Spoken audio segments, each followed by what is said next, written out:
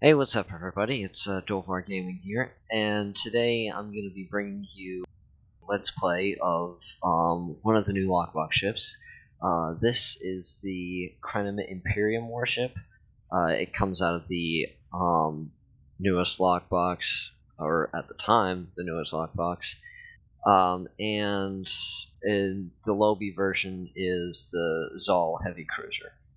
And I got lucky enough to get both of them on this character.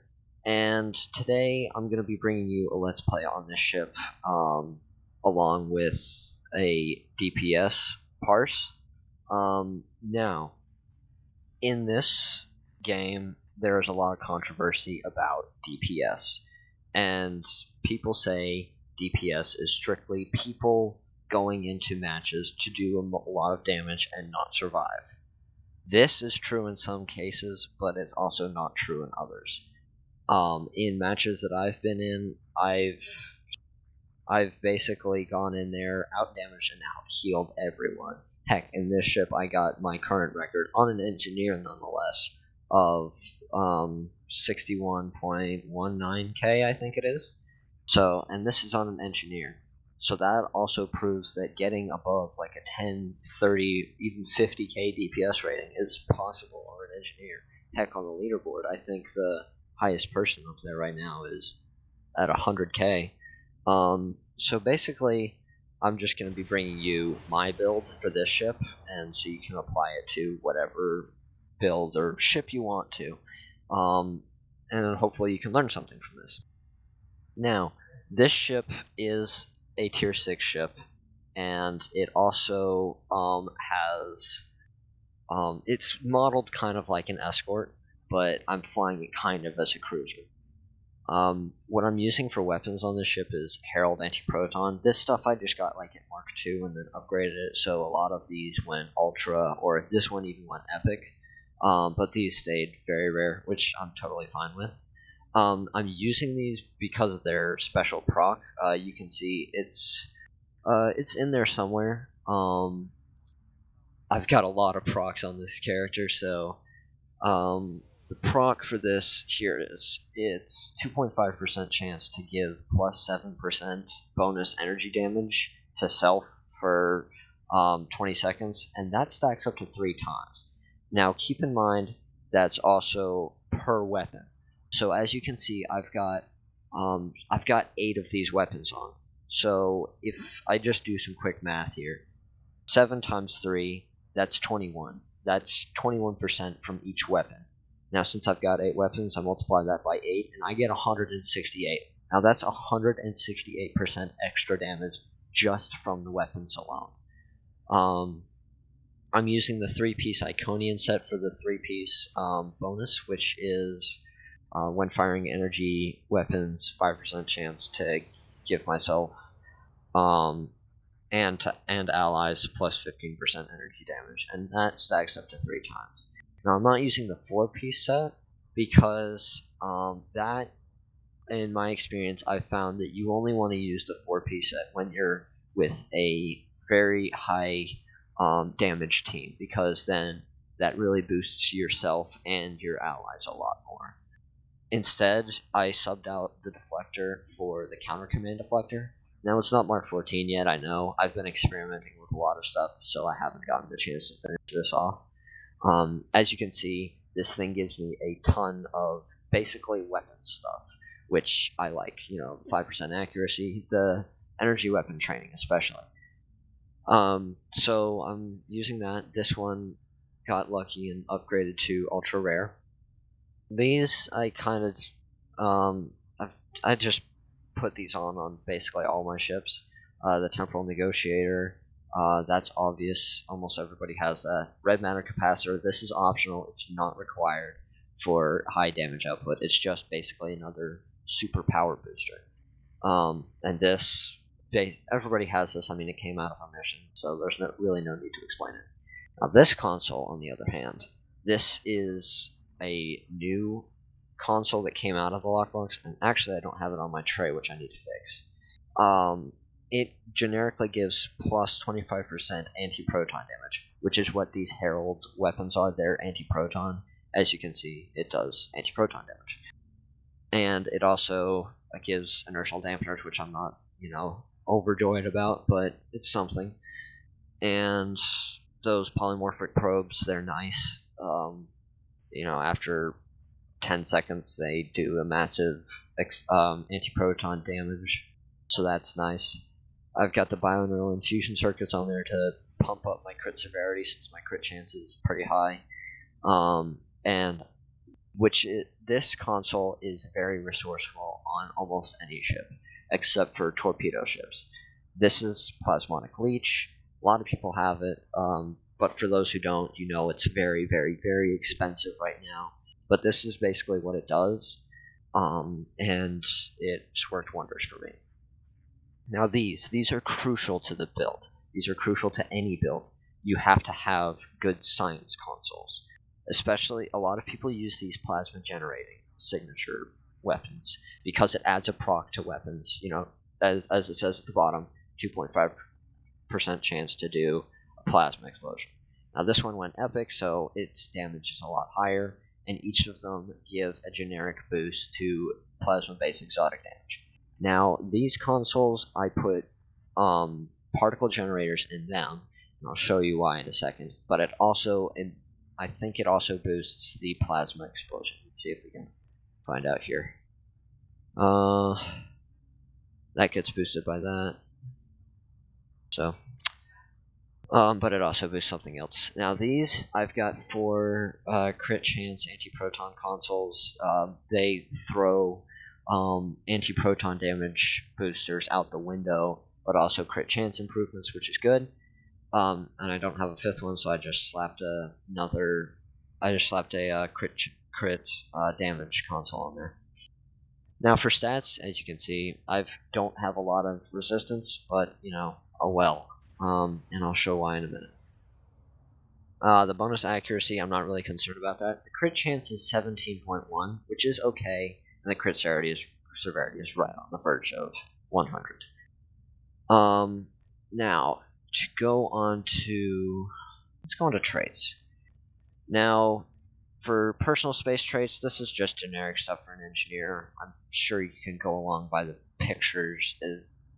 Of course, you definitely want beam training on a beam boat. That's kind of a given. Now, the starship traits, on the other hand, these might be a little more tough for somebody to acquire. The potentiality, this came off of this ship, and this is what it does. Every 1 second I'm in combat, I gain a stack of potentiality, and I get 3% all bonus damage for 10 seconds per stacks of potentiality, which stacks 10 times. So that's another 30%. But whenever I activate a bridge officer ability, it prevents me from getting a stack of potentiality. Now the other 3 traits I'm using is Emergency Weapon Cycle. This comes off of the Tier 6 Arbiter, which is basically the new Avenger. And whenever I hit emergency powered weapons, power cost is reduced, and I also fire faster for 30 seconds. Now, all hands on deck, this comes off of the Tactical Command Cruiser, and most people use this just because it recharges everything faster, which is nice on any ship, really. Now, Invincible, this came off of the Zal, and basically it prevents me from dying. Whenever I get to 5% or lower, I can't die for 8 seconds, and it improves my healing capabilities, and after those 8 seconds, I'm prone to die. So that's kind of just like a wake-up call. Hey, you need to heal yourself, otherwise you're gonna die. The traits just found from all rep systems. These 2 are from, I think, Delta. The ship weapons have increased armor penetration, 5% armor. Now this one, weapon critical non-crit increased critical chance. I like to use this just to increase my crit chance a little bit. Minor shield penetration for directed energy attacks, which is just basically energy weapons. Precision, which just increases crit chance by 4%. Okay, now bridge officers, and this right here is the part why I have particle generators in those consoles, because of my tractor beam repulsors. Tractor beam repulsors is kind of, for most people who don't know much about it, it just kind of pushes stuff away. But once you soup that thing up and you're using tractor beam repulsors on something that can't be moved, like a cube or a nanite transformer in Infected or Kittimer, it does tremendous amounts of damage, which is lovely. You got Science Team, Hazard Emitters. I'm running an Ox to Bat build on this ship, but there are plenty of builds that I have that do not use Ox to Bat. An Engineering Team and an Emergency Powered Weapons for the emergency weapons cycling thing. This one I just kind of threw Intelligence Team on. I don't really need it. It improves my defense, which is nice. It goes on the same amount of cooldown as Tactical Team, but they don't share a cooldown.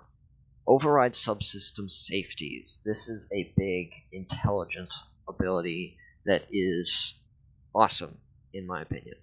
This basically throws all of your power levels skyrocketing, and it does it for 20 seconds, and whenever it expires, it basically knocks one subsystem offline, which, depending on which subsystem, I either pop my engineering team or I don't. Sometimes I just don't care about the system that much. Say, if it were engines and I was already parked where I needed to be, I wouldn't pop an engineering team. And the subsystem only goes offline for 4 seconds, so it's not that big of a deal. I've got a tactical team, Beamfire Will 2, Chemosite Laced Weaponry 3. Now, this is one of the most expensive bridge officer abilities on the market right now because of how it boosts people's damage.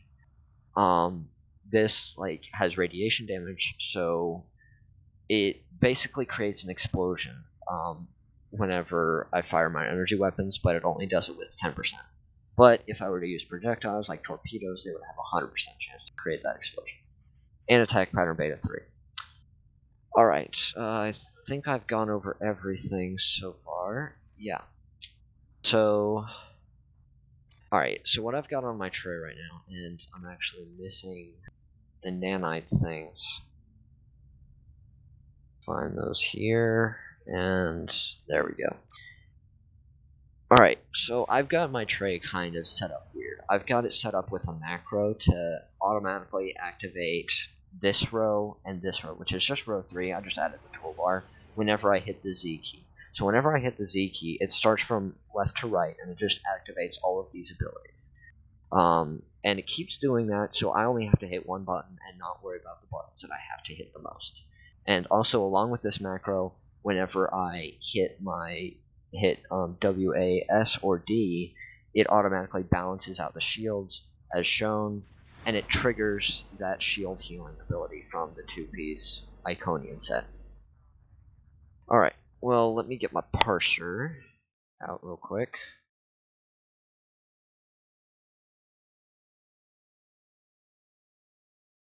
Get that booted up here.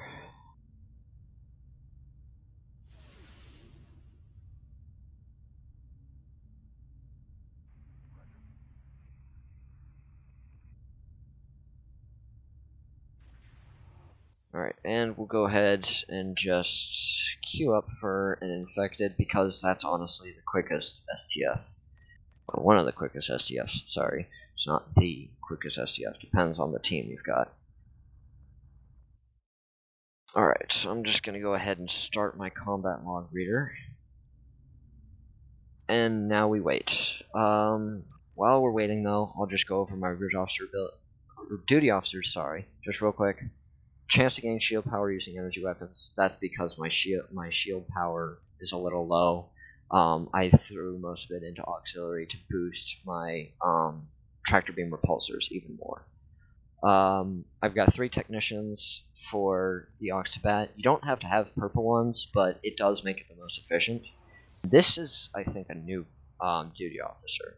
Whenever I hit an emergency power ability, it's got a 40% chance of all of my debuffs. I mean, which is nice. I mean, you can't really complain about a tactical ability removing your debuffs. Alright, so my record on this ship is 61.19, I think, so I don't think I'm going to beat it this round, but I think I can safely say that I'll get close to either close to 50 or above 50. But again, it also depends on the team. And it looks like we got a lot of science stuff here. But I mean, we can manage.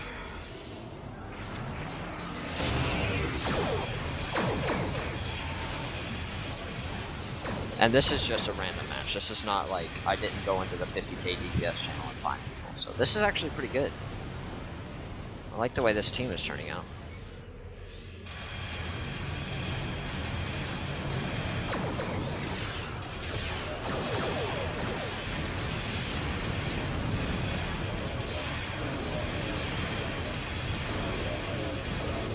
Oh, somebody forgot about a generator.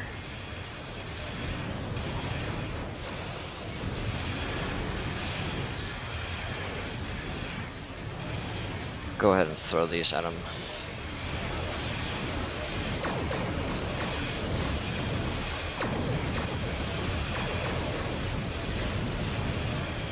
Oh yeah, we got a good team with us.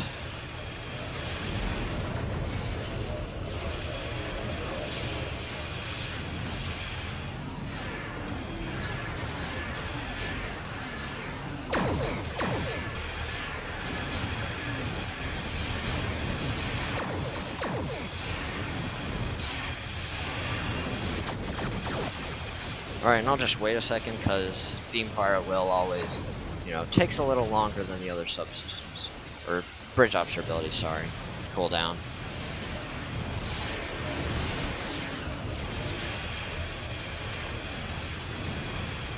Oh yeah, we got them all.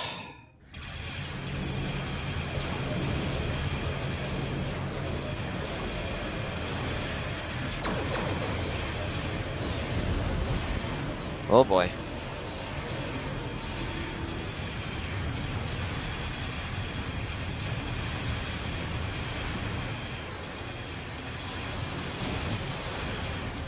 I'm gonna get some threat off of me, because I'd like to not pop invincible this early. But I guess I'll be fine if I have to.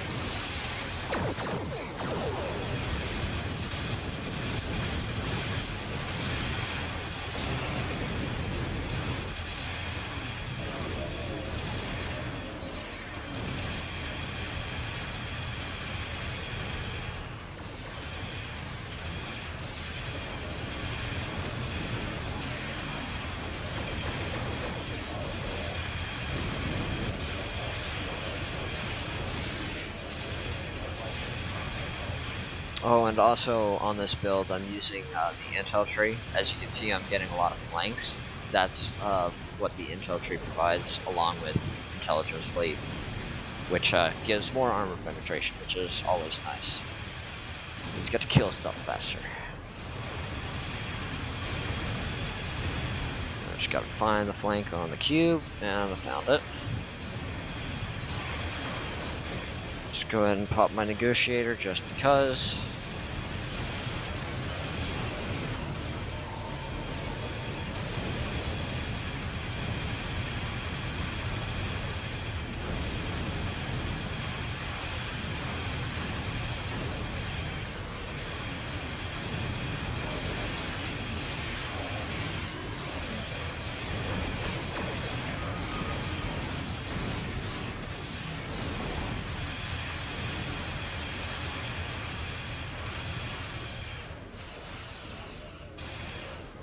Alright, there we go. Oh, had a bit of a lag spike there. Alright, let's check the DPS logger real quick. And people are already leaving, but I'll go ahead and post in team chat anyways. Finish is calculating. Ooh, wow, I actually beat my record. I didn't think I would. Barely, but managed to. Now, if you end up giving somebody an AFK penalty in an STF, basically that's because you made them do less damage. Less than, I think it's like less than 1% of damage. I don't think I gave anybody an AFK penalty, but yeah, I'm honestly surprised that I beat my last record in that match because yeah, that was just weird. Alright, well, anyways, that is basically how I set up this ship, and I kind of asked around for a little bit of advice from a couple of DPS friends that I know on how to set it up. And like I said, DPS doesn't always mean like you do the most damage and nowhere near any healing, because you saw my health. It never really got that low, but I did at the same time I wasn't also getting a lot of threat. I'll go ahead and post a picture as well of the total DPS, damage, percent of the team, healing, all that. I didn't do a whole lot of healing in that, but I guess that's because I didn't have to. But yeah, I'll go ahead and post a picture of this at the end of the video, so should be showing up sometime right about now. And I'll go ahead and go down to Earth Space Dock and show you guys some of the ships that'll kind of be coming up next. I guess it's whatever I feel like flying. But on this character in particular, I've got a lot of ships to choose from. Now that being said, this is the first ship that I've hit over 60 on. This is all heavy cruiser, which is just basically the Lobby store version of this lockbox. So go show you the list of ships here. I got lucky with the Intel Dreadnought a little while ago, so I might do that. Might revamp it. Flying Stick, the Undine bio ship. That's the ship I've got right now. I doubt I'll do a video about this ship. It was a freebie. This was the first ship I hit 30k on. I might do a video about that. Jemadar Dreadnought Carrier, and that's the Zal Cruiser. This is the first ship I hit over 50 on. The new Breen Cruiser, Breen Carrier, I might do a video on it. I haven't really had a chance to toy around with it. The Vesta, even though it's old, I might. Fleet Guardian, maybe. This one, probably. This is the veteran ship. Might do a video on that. Phantom Intel, I highly doubt it. I got it just for its trait reciprocity. Maybe. I've got a pretty decent torp build on this. Tactical Command Battlecruiser. Fleet Escort, I might. It's a good ship. It's fast. This is one of my favorite science vessels. I will definitely be doing a video about it. This is the fleet variant of the new Avenger. I'll probably do a video about it. Fleet Carrier, maybe. Sorry, I'm not doing a video about a shuttlecraft. These are the ships I've got in dry dock. Cardassian Galore might. Probably not with the Hirogen Heavy Hunter. Mobius, maybe. Again, a maybe. Sure, it's a good ship. Jemadar Tech Ship, probably. It's the first version, not the new Tier 6 version. Wish I had that one. That one definitely, because me and a friend made a wicked build for this that I will definitely be featuring. Alright, well, that's all for this video, everybody. Actually, I do have to show you my skills, because I know people probably will be asking about that. Alright, so that's as far as that's gonna go. Bring this out all the way. There we go. So I'm not gonna go in detail about all of these. if you decide to try it and see if it helps you, I found that it helped me a lot. It helped me get over 60. Doesn't matter what you do for ground. Um, but this is just the setup that I've got for my space traits on my engineer, and he just hit 62k. So I mean, it works. Traits are a huge part, but also the thing about builds, guys, try and specialize unless it's part of like a set, which I might do a video about next time.